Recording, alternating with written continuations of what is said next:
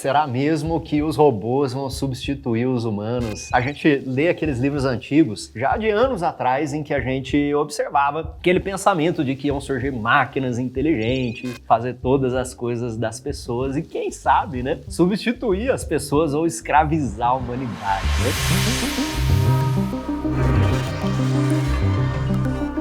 O que a gente observa na realidade é que cada uma dessas novas tecnologias que estão se desenvolvendo, que é uma combinação de inteligência artificial, robotização com parte mecânica mesmo de robôs ou robotização totalmente em software, que são tecnologias criadas, na verdade, para estender as nossas capacidades humanas. Eu acho que isso é um aspecto muito importante que você precisa pegar desse vídeo aqui, porque não somente a tecnologia, mas o que a gente vê no dia a dia é que são ferramentas para que a gente possa aproveitar ainda mais as condições humanas. Eu vou trazer alguns números aqui, inclusive de outros países, que mostram como isso é realidade. E para dar um pouco de contexto histórico, a gente passou por outras revoluções industriais, então a gente teve lá o surgimento da máquina a vapor, depois de energia, internet, enfim, cada uma das revoluções industriais aqui. E toda vez que ocorre uma revolução industrial, a gente tem uma quebra de paradigma em que modelos de trabalho antigos são completamente substituídos por novos modelos de trabalho. Então, se você parar para pensar, quando a gente não tinha máquina a vapor, que é a primeira revolução industrial, o que acontecia? A gente tinha a força humana ou força de animais. E quando a gente tem a máquina a vapor, a gente não precisa mais fazer tantas atividades físicas como pessoa. Para produzir determinados produtos, equipamentos, a gente podia usar a máquina a vapor para isso, o transporte, uma série de coisas. Quando surgiu a energia elétrica, mais ainda, porque a gente tinha não somente o vapor, mas outra fonte de energia com muito mais potencial. E a terceira revolução industrial foi quando nós tivemos a internet surgindo ali de alguma maneira mais, vamos dizer, prototipada nas décadas de 80, se popularizando em 90, em 2000. Ela causou de novo uma grande quebra em modelo de trabalho e na própria sociedade. Pensa que antes da gente ter esse monte de e-commerce que nós temos agora, a gente tinha somente as lojas físicas e não passava pela cabeça de ninguém eu entrar aqui num computador, digitar no meu navegador uma loja virtual, fazer compras lá na Amazon, na Americanas, enfim, isso chegar na minha casa. Já é uma realidade sua, assim como os robôs já são uma realidade nossa. Provavelmente você talvez tenha aí um pouco de medo, né? Robô, enfim, vai substituir meu trabalho, como é que isso funciona? Mas eu tenho certeza que você usa no seu dia a dia vários assistentes virtuais. Você deve utilizar talvez a Alexa, ou você usa a Siri, se você tem um celular da Apple, você usa a Cortana dentro do Windows da Microsoft, ou você usa o assistente do Google. Cada um desses assistentes tem algum componente de inteligência artificial e de robotização. Ou seja, antes você ia viajar para algum lugar, aí você tinha que fazer tudo sozinho. Você ia lá e olhava o roteiro, pegava o mapa, imprimia o mapa, enfim, e fazia tudo para que você chegasse lá. Qual é o problema disso? Você não conseguia ter uma atualização em tempo real, você talvez não escolhesse o melhor caminho e você ainda gastava muito tempo seu de capacidade humana fazendo alguma coisa que pode ser feito melhor por uma máquina. Então, o grande conceito da tecnologia e da robotização é que nós precisamos criar tecnologias que nos tornam mais eficientes, que criam mais valor. E o nosso desafio para o futuro em termos de emprego e de profissionais, segundo Yuval Harari, é criar não novos empregos, mas criar novos empregos em que a capacidade humana é maior que a capacidade das máquinas. Porque quando a gente tem atividades muito repetitivas e manuais, que são as mais suscetíveis de automatização, na verdade a gente não está usando toda a nossa capacidade humana. Essa que é a ideia. Mas tem um outro conceito que eu gosto bastante, que é do Peter Diamandis. O Peter Diamandis tem um livro que se chama Abundância e um novo livro agora que fala que o futuro é mais rápido do que você imagina. E o grande conceito que ele traz é que a cada uma dessas revoluções industriais pelas quais a gente passou, nós tivemos um barateamento muito grande dos insumos para a vida humana e uma acessibilidade muito maior. Ou seja, tem um número brutal que fala que no ano de 1800, 95% das pessoas viviam abaixo da linha da pobreza. Então hoje a gente olha e vê que tem muita desigualdade no mundo, não há como negar, mas se a gente compara os avanços, eles são muito grandes, porque antes a gente tinha uma produção manual, por exemplo, na agricultura ou na pecuária, e todo mundo estava empregado no campo, e quando a gente trouxe a mecanização, essas pessoas ficaram desempregadas. Mas essa mecanização permitiu a gente ter áreas cultiváveis muito maiores. Na pesquisa do Peter Diamandis, reduziu o custo da comida em mais de 10 mil vezes. O lado negativo dessa história toda é que aquelas pessoas que estavam nas atividades manuais, elas ficaram desempregadas, e isso exige o que nós chamamos de reciclagem, reskilling, upskilling, que é desenvolver as novas competências, porque se agora você não precisa mais de pessoas fazendo buraco lá no campo, eu preciso de pessoas que saibam dirigir os tratores. Então, em todas essas transformações, a gente observa também, isso é histórico, de que mais oportunidades surgiram do que foram encerradas. Esse é o princípio da abundância. Hoje, falando aqui de 2022, nós temos uma perspectiva do Fórum Econômico Mundial de que nos próximos 5 anos serão criados 149 milhões de novos empregos de profissões que não existiam. Por outro lado, o Fórum Econômico Mundial também diz que 85 milhões de vagas vão simplesmente ser excluídas. É claro que é uma coisa progressiva, mas pensa comigo, né? Você que agora passou pela pandemia, enfim, agora nós temos muito mais trabalho virtual e nós temos muito mais automatização. Em vários prédios que eu costumava ir, né, até em trabalho de consultoria, ia visitar um prédio, ia outro ali, a gente tinha recepcionista, tinha as pessoas da limpeza, da segurança. Hoje, quando você vai, praticamente nada disso mais existe. Você tem reconhecimento facial, digital, você tem o seu cartão, você tem algum sistema de atendimento automático. Isso significa que um exemplo muito claro para o nosso dia a dia, como uma atividade de recepcionista ou como uma atividade de call center, por exemplo, estão sendo fortemente automatizadas, o que nos leva a uma redução desse tipo de emprego, mas que cria novas oportunidades. Então a grande sacada aqui para todos nós é você observar o grau de substituição ou de repetitividade da sua profissão e buscar conhecimentos para que você possa navegar nas profissões do futuro, né? Agora vamos falar um pouquinho aqui sobre índices de automatização e como que esse negócio cresceu no tempo, né? Mesmo com a última crise, o mercado brasileiro aqui de automatização no ano de 2020, ele subiu 3% em relação a 2019. Não muita coisa ali, mas de 2016 tem também um crescimento progressivo de 7%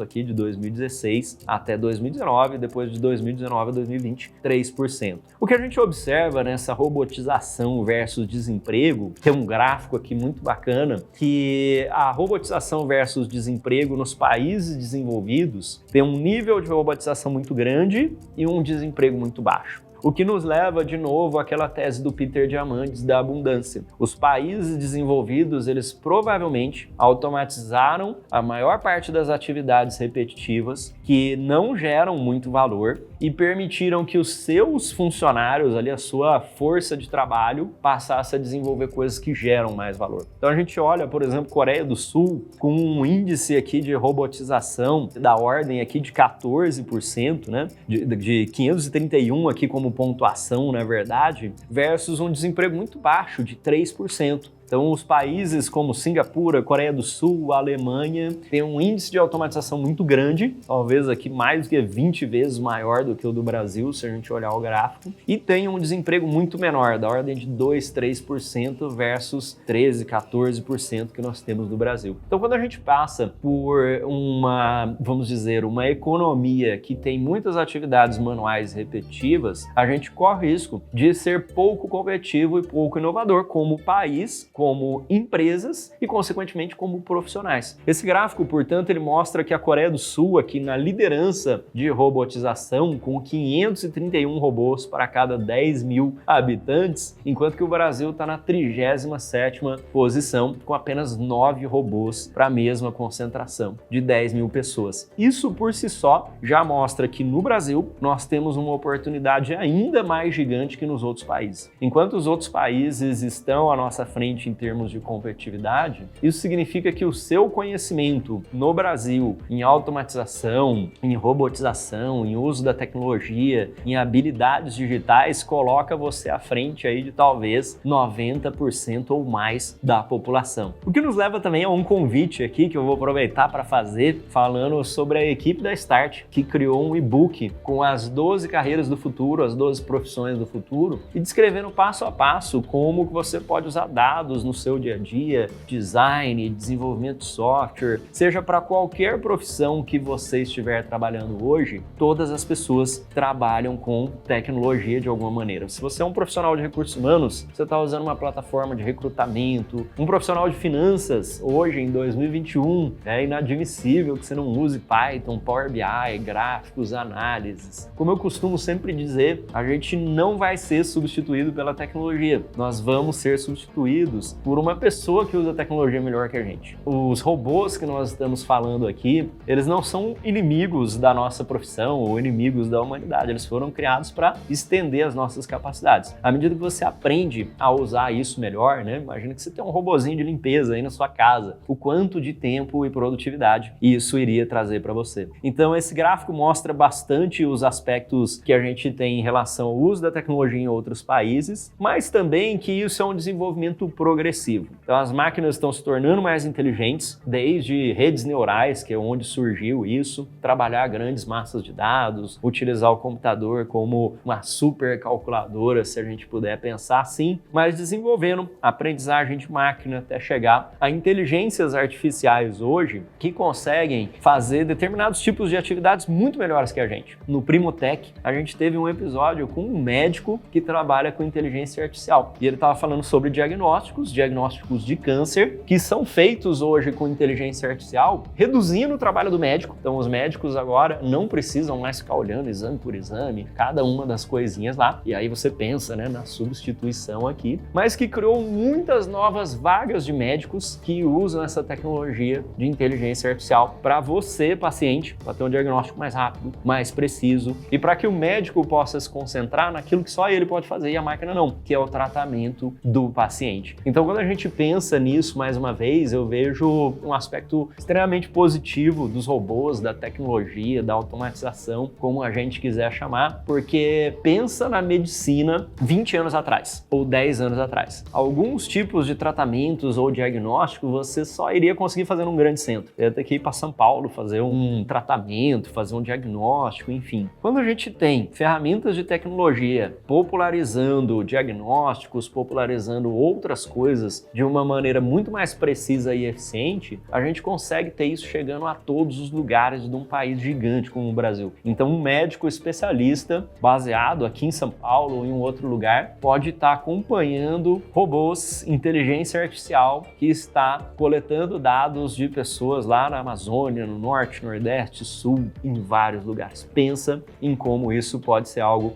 transformador para a gente, né? E as oportunidades de emprego, não só nas áreas de tecnologia, mas em todas as profissões, usando essas competências de tecnologia e habilidades digitais, hoje também trazendo aqui alguns números, né? Cerca de 1 milhão de empregos em realidade virtual estão sendo criados. Isso talvez vai ser uma das maiores mudanças que a gente vai ter no mercado de trabalho, porque você pode não só trabalhar da sua casa, trabalhar para outros países, recebendo salário em dólares, recebendo salário em euros, por exemplo, mas você pode trabalhar num universo virtual, que já estão surgindo esses tipos de emprego também. Em menos de 10 anos, essa tecnologia de realidade virtual vai estar presente, segundo a PricewaterhouseCoopers, em 23 milhões de empregos. As dinâmicas corporativas também vêm mudando bastante, grandes mudanças aqui por causa de ferramentas de colaboração, ferramentas de metaverso profissionais, entre outras, que cresceram durante a pandemia e vão continuar crescendo cada vez mais. O que a gente viu de transformação digital acelerada e a revolução tecnológica durante a pandemia é algo que nunca mais vai voltar atrás. Algumas pessoas ainda tinham essa ilusão, não sei se você tinha essa ilusão, né? Mas algumas pessoas ainda tinham tinham essa ilusão de que vai acabar em algum momento, a gente vai voltar para o nosso escritório físico e a nossa vida normal. Isso não vai mais acontecer. A gente vai continuar tendo nossa vida física,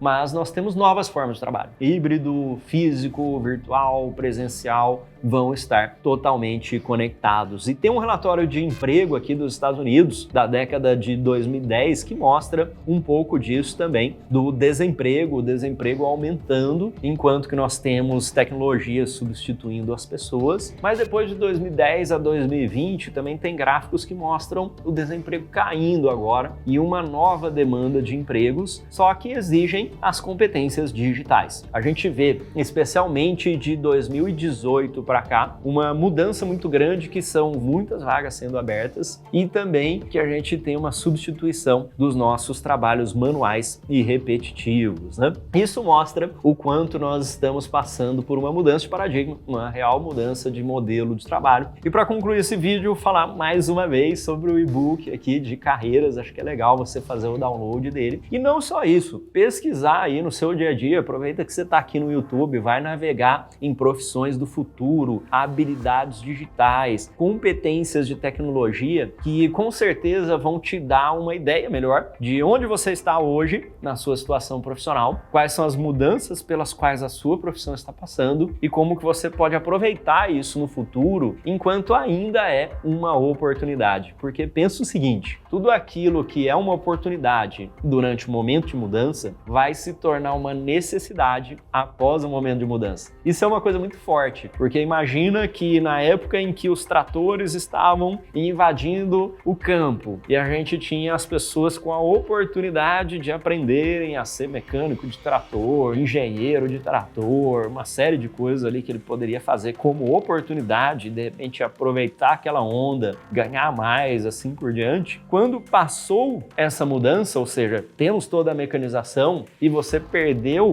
essa oportunidade, agora você ficou desempregado, obsoleto na sua profissão e se tornou uma necessidade. Aprender por necessidade é muito mais difícil do que aprender por oportunidade. Hoje, a tecnologia é uma oportunidade, os metaversos, as plataformas de colaboração, dados, desenvolvimento de software, design, essas carreiras escritas aqui no e-book da equipe da Start falam muito sobre oportunidades para você aproveitar agora e no futuro. Então é isso aí, aproveita e deixa aqui os seus comentários, não esquece de compartilhar esse vídeo, se inscreve aqui no canal para obter as notificações dos próximos. Um grande abraço e até o próximo vídeo.